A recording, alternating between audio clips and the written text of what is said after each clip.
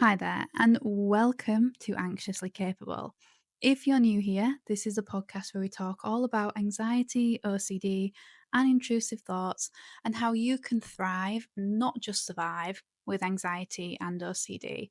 Because it can often feel like you are just surviving, you're just getting through each day, you're just trying to do the things that avoid triggers, that avoid compulsions, that avoid you being in any of those kind of situations where anxiety is going to start flaring up.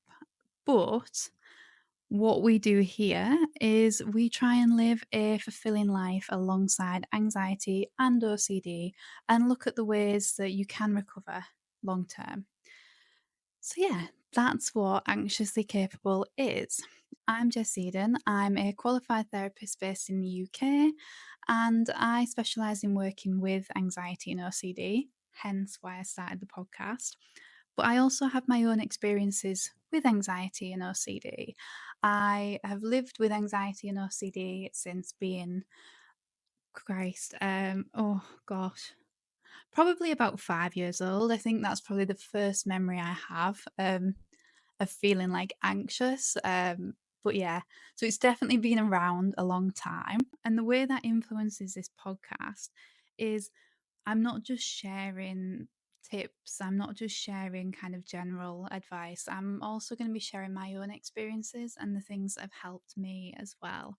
So it's coming from a really understanding point of view, not just a I've read this in a textbook and this might help kind of thing. So if that sounds like what you need, then keep listening.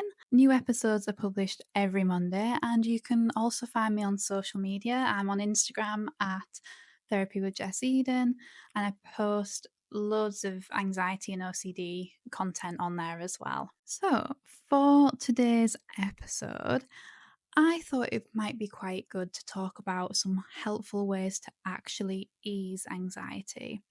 Because I don't know if this has been your experience, but say you're having a panic attack, you're feeling really anxious, you've got some things, some like event coming up that you're really nervous for, or you're just generally feeling anxious and you don't know why. If you go to Google and you start searching, help, I feel anxious, what do I do when feeling anxious?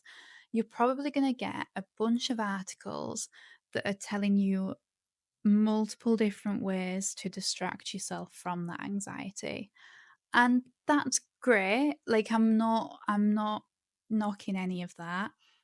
But what kind of happens here is the more you distract yourself from the anxiety, the bigger it grows because it doesn't go anywhere. You're not actually easing it, you're just getting a little bit of short term relief, but long term, the anxiety is still there. And long term, you're not actually learning how to deal with it, how to manage it, how to actually ease it, how to sit with those feelings. You're not actually dealing with that anxiety. It's just kind of sitting there, waiting to come up again, waiting to flare up again. So, with that being said, in today's episode, we're going to be talking about the helpful ways to actually ease anxiety. And I want to really preface this by saying these aren't quick fixes. This isn't like doing one of those Google searches where you're going to suddenly come away and think, that's great, the anxiety's gone. No, because we can't get rid of it. But what we can do is learn to accept it, learn to tolerate it, and naturally it then eases over time. So, they're the three things that we're going to be talking about today. Some ways to kind of get you started in doing that if this is quite new to you. And if you find this episode helpful, what I recommend doing is saving it somewhere, just somewhere that you can easily access it again.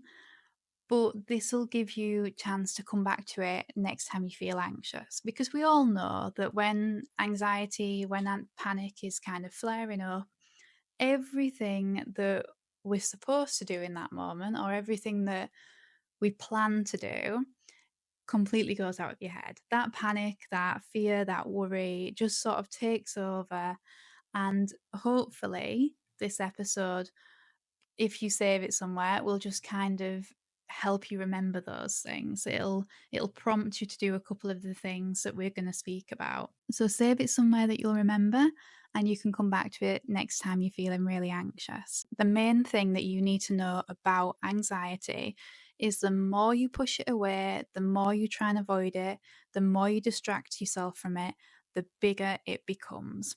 Because not only is that anxiety not going anywhere, as I've already mentioned, but the fear and your inability to tolerate it is growing, it's increasing. The more you avoid it, the more you find those distractions, the more you avoid situations that trigger anxiety, the bigger it is becoming, the bigger it's growing. And I'm not trying to say that to scare you. I'm not. I do understand that it's really difficult to do anything but try and push this anxiety away. And that's why we've got to start really, really small. So, the first of these three ways that you can begin easing anxiety is simply by acknowledging it, not pushing it away, not trying to bury it, just acknowledging it. Because when we stop resisting an emotion, a feeling like anxiety, it will begin to ease naturally. One thing that I always say to clients with this is you can't release, you can't process a feeling that you're not allowing yourself to feel. And if you're going down the route of trying to avoid anxiety, distract yourself from it, get rid of it, you're not allowing yourself to actually feel that anxiety. You're not allowing yourself to experience it. It's not a safe experience for you anymore. Obviously, there's a lot of nuances to this. You might be listening and thinking, yes, but anxiety doesn't feel safe. Anxiety doesn't feel safe to feel because of XYZ. And that's completely valid. Completely valid. I don't want to dismiss your experience in this. And that's why we've got to find the smaller areas where we can just sort of begin acknowledging these feelings. So, next time you feel anxious, if you're feeling anxious right now as you're listening to it, take a moment to literally just kind of pause, take a breath, and just say to yourself, I'm feeling anxious. I'm feeling worried. I'm feeling nervous. I'm feeling scared. If you can actually physically feel that in your body, then add that in as well. I'm feeling anxious and it feels like I can't breathe. I'm feeling anxious and my mind is racing. I'm feeling anxious and I feel sick. See if you can really acknowledge that feeling and what it's actually like for you to experience that anxiety. It's really, really simple, I know, but doing that in the moment can feel really scary and really daunting and might not actually be on your radar at all. Because if you're that caught up in these feelings, you know, that panic setting in, those what if thoughts are going, what if, what if, what if, what if, then you're not in the headspace to take that step back. And that's something we have to consciously do, to take that step back, to take that pause and go, okay, I'm feeling anxious, I'm feeling scared, this is where I'm feeling it, and I'm okay. And this is going to be okay. It's so important. It's so important to take that pause and to acknowledge that anxiety. The next step, after you've acknowledged it, is seeing if you can identify it, seeing if you can notice maybe why it's showing up. Have you experienced a trigger? Is anything going on around you that might be feeding into this anxiety? We can't always pinpoint an exact reason that we feel anxious, but we can usually identify some things that might be contributing to it. If you find yourself endlessly scrolling and reading a lot of really kind of stressful things, worrying things, concerning things, the news especially, that can be contributing to anxiety. If you've got a difficult conversation coming up at work or with a family member, that could be contributing. If you've got an event coming up that you're really worried about, that could be contributing. Even if those things aren't at the front of your mind, they could be playing a part in why you're feeling the way you are at the moment. So just take a little bit of time, see if you can identify some of these triggers, some of the things that could be contributing, even if you can't identify the exact reason. A side note with this, and maybe like a step 2.1, but not quite a step 3, is sometimes what's kind of going on in these moments is that we're feeling really out of control. And like I said, with the news and things like that, that can be really contributing to anxiety. It can be leaving you feeling like you're out of control. So, a really practical kind of thing to do in these moments is to recognize what you do have control over. So, if your anxiety, if your worries feel like something that is out of your control, take a moment to see what is in your control. If you're feeling overwhelmed about all the work you've got to do or everything that you've got coming up, it could be something as simple as making a to do list, because that's a way that you're in control. You can kind of see those things all written down. Really, really simple things, noticing what is in your control. And step three, once you've acknowledged that anxiety, you've maybe identified a few things that could be contributing to it, a few triggers that are going on, noticing where it's coming from. Step three is doing what you need to do to take care of yourself. It's so easy when we feel anxious to dismiss these feelings, to just kind of push through them, to think, this isn't a big deal, I've just got to get through it. Or even to think, I shouldn't be feeling like this. That is such a common one. And that's one that I often hear from clients, that when they feel anxious, they feel like they shouldn't be feeling like that. And when really what's happening, your body is going through an incredibly stressful physical experience with this anxiety. And as frustrating as that can be, you don't deserve to direct that frustration at yourself. You don't deserve to feel those feelings of, I shouldn't be doing this, I'm annoyed at myself for feeling like this. You don't deserve that.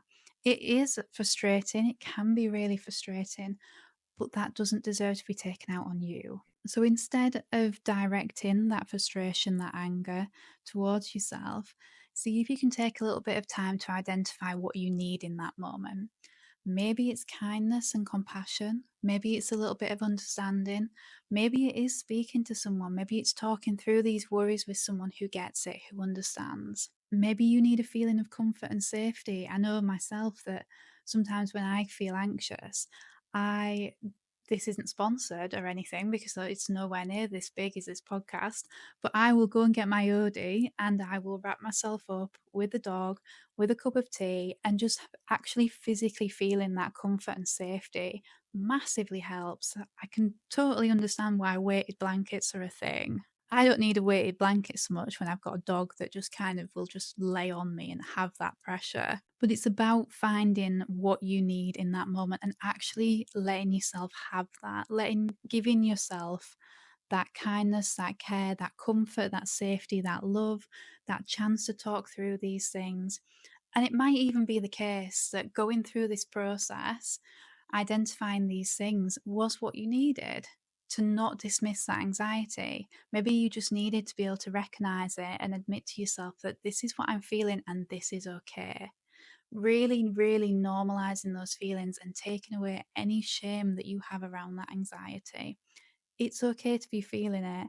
I know that when you stood in like the bread aisle of the supermarket and you're having a panic attack and you're thinking, Christ, why am I having a panic attack in my local supermarket? It can be incredibly frustrating. And you being frustrated at yourself is not going to change the fact that you are feeling that way. You are feeling anxious, and something about this situation is triggering something within you, or maybe a build up of something that's happened has just got you to this point where you're having this panic attack in the bread aisle. Shaming yourself, judging yourself, being annoyed at yourself for being in that situation is not going to change the fact that you're in it. It's actually going to make it worse. So show yourself some kindness, some compassion, some understanding, because you deserve it. And that is going to help your anxiety more than judgment, shame, and frustration. So these are the three actually helpful ways that you can begin easing anxiety. And let's just have a little recap of those towards the end, because I know I've kind of thrown a lot of information out there at you, even in such a short period of time. So let's have a little recap. The more you push anxiety away, the worse it's going to feel. Acknowledging its presence is the way to begin accepting those feelings. Even if you can't pinpoint what is triggering your anxiety, what's actually set it off, see if you can notice what could be contributing to it. And that could be anything. See if you can notice what could be contributing to it and see if you can take a few steps to have a little bit of that control back if you're feeling overwhelmed. And finally, ask yourself what you need to do to take care of yourself. Shame, judgment, frustration isn't going to help you in the long term with this. You deserve self compassion and kindness, not shame and judgment and frustration for these feelings. I know these are three really simple things, but often it's the simple things that we forget to do. It's the simple things that we find ourselves not doing. And sometimes we do need to rely on these distractions if we're not able to offer ourselves all of the things that I've just spoke about. But finding a few moments where you can acknowledge it, you can identify it, you can give yourself what you need is going to be much better for you long term. And I know that can be really frustrating with anxiety because we want a short, quick fix. We want a way out of these feelings. And the way out of these feelings is to actually go through them. And that's what I'm here to help you do. That is what I am trying to do with this podcast is help you actually be with those feelings, sit with those feelings, and switching from the quick fixes to the things that are actually going to help long term. It's been lovely having you here for this short little episode, and don't forget to follow, subscribe, whatever platform you're listening on. If you found this episode helpful, please do all of the things that help it reach more people, because if you found it helpful, then somebody else might. And that is great for me as well. It's great for me getting this podcast out there. Thank you ever so much for listening, and I will see you next week. Take care, try a few of the things that I've mentioned if anxiety crops up this week, and save this podcast to come back to if you need that reminder in the moment. Bye.